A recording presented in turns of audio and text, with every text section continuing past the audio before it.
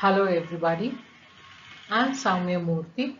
I'm making this video on need for second green revolution and technological issues that we see in agriculture. This would basically help all those students who would be studying agricultural economics. This is related to the topic technological changes in agriculture. So let's see what exactly are the reasons or the necessity that makes us feel that we need a second green revolution. Basically, as we all know, India is a populous country. Our population has been on the rise, it's been increasing. So the moment there is rise in the population, there is also a rise in the demand for food crops because it becomes necessary on the part of the government to feed the population. So obviously there is an increased demand to produce more agricultural crops. And the government has also brought the food security bill. Now this again is adding another responsibility on the part of the government to provide food to its people. So therefore it becomes imperative that they have to feed the billion plus population. So with this growing demand and to provide food security also, the economists, the researchers, they are all thinking together and feeling that there is definitely a need for a second green revolution to happen in India. So we all know how Green Revolution brought about a major change in Indian agriculture. So since we have this huge burden of feeding our population to fulfill the excess agricultural production, the researchers, the economists and others feel that it is very essential for us to have a second green revolution. So we need to make farming more globally competitive because this is what we are trying to achieve in India. Because one, we need to increase the food production. We also want to increase the pulses, grains, oil seeds, dairying, poultry, horticulture, and vegetables. Because this is something demanded by the people, so it becomes necessary that we try to bring in increase in the production of all these food crops. So there is a need to strengthen agriculture and we need to match soil to the seed demand and production to the market demand. So this is what we are planning to achieve in the second green revolution. So the second green revolution actually was implemented, or the scheme actually took off in 2014, while the government of India is contributing about 85% of the total outlay for the development programs in all the states.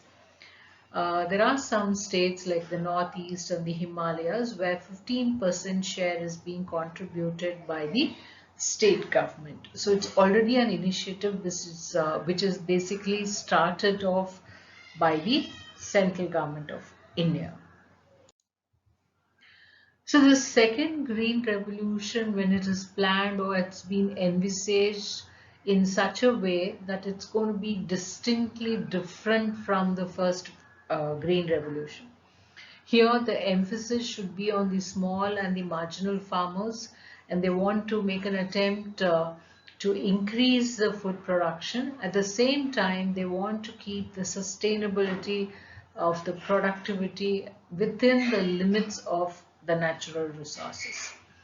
Basically, why we are trying to say this is we all know when we had the first green revolution happening in India, we had the high yielding variety seeds.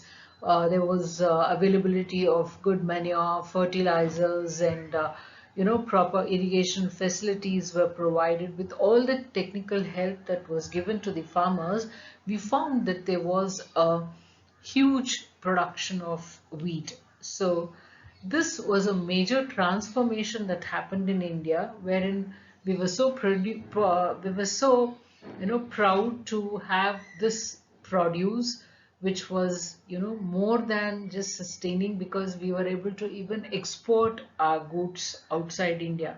So from India being a begging bowl where we had to ask other countries to feed our population, we were able to grow more crops and feed the poor. Now, the second green revolution, though mainly aims at increasing production, there are small changes or corrections that they want to do in terms of the flaws that happened in the second green revolution.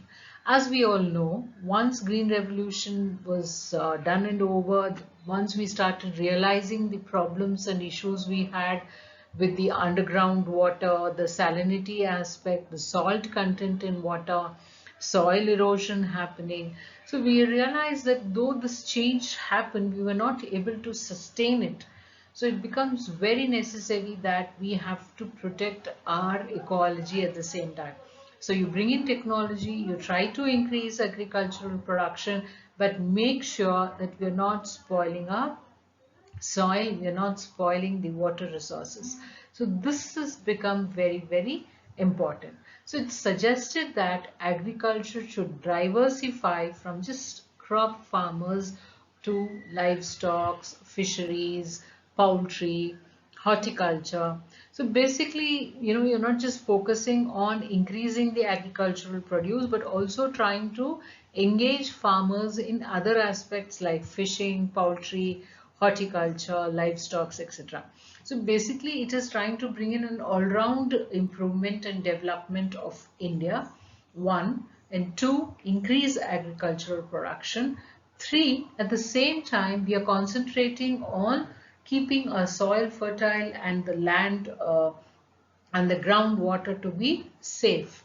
So apart from that, they're also planning to look into those small farmers or these marginal farmers, and not just think of these farmers who have large acres of land. So basically, it is trying to bring in a major change in terms of the agricultural productivity that we see in India. So when we look into the ideas that came in for the second revolution, it was basically trying to improve agricultural production while generating gainful self-employment for small farmers and the weaker section of the society. So basically, we're trying to address those small farmers or the weaker sections of the society. So by providing employment opportunities. So this was one change that they wanted to bring in, and they wanted to scale up production without actually disturbing the ecological balance. So we had done enough damage. We have done already enough damage, by creating soil erosion. There is increased in salt content in the underground water, and a lot of issues that brought in with the first green revolution. So now they wanted to see to it that the ecological balance is maintained. And we also see that boosting agricultural development, women empowerment and environmental protection, because we know that the major part of the workforce is coming from the women, especially from the rural areas. So they are into agricultural production. And they wanted to again reclaim the degraded and the low fertile lands. So the lands which were not utilized or which is deprived of irrigation, or lands which basically need to be which could be used for agriculture and left unused. Basically, they wanted to bring in those less fertile lands as well, so that we could increase the land availability and make use of those lands for agricultural productivity. So there was basically a plan that brought in to bring in the change of the Green Revolution. So these were the main ideas that were contributing to bring in the second revolution. So now we see that when we look into the data that we have, there is a lot of data that is there at our disposal. Now that data needs to be harnessed properly, because just having data won't solve your problems. So we need to take up those data and try to help the farmers to make the most efficient use of the inputs that we can get or give the farmers. So basically we have information maybe regarding to the water and maybe regarding to the fertilizers. So we need to educate the farmers regarding as to how much water needs to be utilized and what exactly is the fertilizer that will be suitable to the particular crop or maybe particular soil, or what exactly should be the precise quantity or amount of fertilizer to be utilized. So let me share an example here. There is an app on the mobile phone called as the Mitra. So basically this mobile phone application is being developed in Tamil Nadu. So that is giving specific informations about the particular local lands that is being tagged with. So the site specific recommendations are being given to the farmers. So there they're trying to educate or tell the farmers on the correct fertilizer dose, and that is actually based on the data from the local Department of Agriculture. So they're directly involving with the farmers and making use of the technology, which is very, very helpful.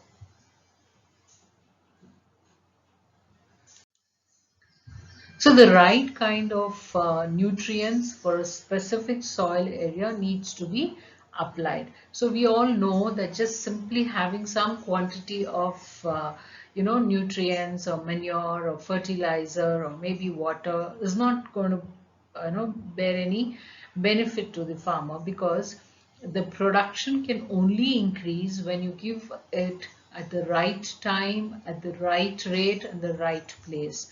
So that's very, very important. So you need to know the quality of the soil that we are taking, the quantity of fertilizer or manure to be applied, the kind or amount of water to be given. So all these things need to be uh, at the right time and right place, along with the specifications readed to the soil. So this optimum soil health needs to be maintained. Only then we can think of having the increase in agricultural production. So the correct type of fertilizer again is very important, as we discussed the correct quantity, which should be very, very important. So only then when we are able to solve all these issues that we can plan for a success in the second green revolution of India. So, India has led the revolution. So, we have already seen the revolutions happening. The first green revolution brought in a lot of production, and the farmers were very happy, and we were able to feed our population, which gives you immense happiness before. So now the yield that it resulted earlier was quite phenomenal. But when we recognize the success this time, it will be just about using resources efficiently, as also about increasing the yield. As I said, we need to concentrate on sustainable revolution in agriculture this time. So basically success you can't measure just in terms of the quantity of the goods produced or the quantity of agricultural produce that we are able to make, able to satisfy the poor farmers that he's happy, he's grown a lot and able to sell his produce and make money. But at the same time, to protect the soil, to care for the water, the natural resources, this is being given more prominence and importance this time. So we are trying to move two things at a time. One, increasing the agricultural produce to feed the population of a country. At the same time, we are also thinking about controlling the excess pollution that happen. We want to avoid soil erosion, to protect our water, so that it is a sustainable revolution that we see now. So this is the main concentration that is happening in the second green revolution. Hopefully this again gives the same success that we saw in terms of the first green revolution. So let's summarize as to what we learned in this video.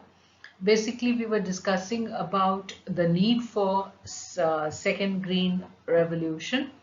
At the same time, we discussed about the various sustainable development that is happening and that we are planning basically to increase the agricultural produce, because the economic survey did a lot of a survey to realize that yes, we need this second revolution to bring in the change. So this is all things that we discussed in this video.